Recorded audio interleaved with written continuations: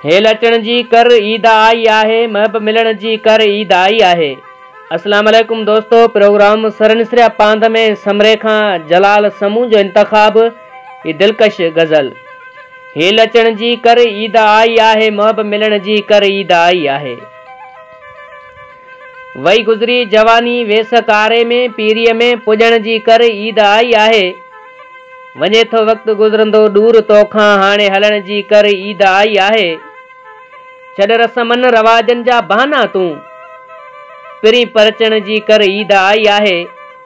रया दूर आयूं मुर्कन खां मेवा, ख़ैरात खिलण जी कर ईद आई आहे। हेल अचण जी कर ईद आई आहे, महब मिलण जी कर ईद आई आहे।